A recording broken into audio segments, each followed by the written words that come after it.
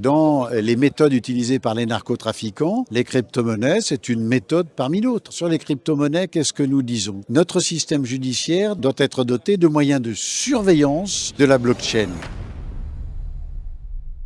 Étienne Blanc, je suis sénateur du Rhône et conseiller municipal de la ville de Lyon. J'ai été le rapporteur de la commission d'enquête sur le narcotrafic et le co-auteur de la loi qui vient d'être adoptée à l'unanimité par le Sénat pour lutter contre les narcotrafiquants. Cette loi, elle dit beaucoup de choses.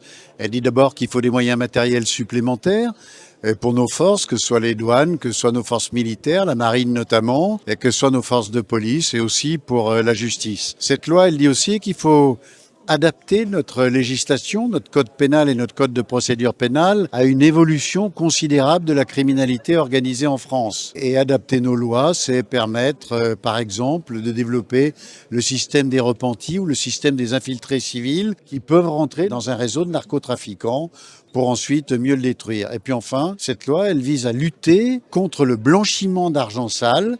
Et dans la lutte contre le blanchiment d'argent sale, dans les méthodes utilisées par les narcotrafiquants, évidemment, les crypto-monnaies ont une place. C'est une monnaie et qui prend une importance très importante dans le fonctionnement de notre société.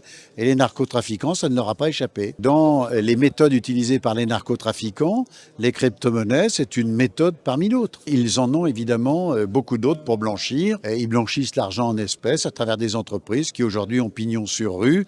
Et c'est le travail dissimulé qui permet notamment de payer en espèces des salariés qui ne sont pas déclarés. Donc il y a toute une série de systèmes très divers. Et les crypto-monnaies n'y échappent pas. Alors sur les crypto-monnaies, qu'est-ce que nous disons? Ce que nous disons, c'est que notre système judiciaire doit être doté de moyens de surveillance de la blockchain. Ça passe par des moyens algorithmiques, ça passe par de l'intelligence artificielle. Alors évidemment, ces systèmes-là, il faut les placer sous l'autorité de magistrats de manière à ce qu'ils ne soient pas attentatoires à l'excès aux libertés individuelles. Et c'est ce à quoi nous nous sommes attachés dans le vote de cette loi.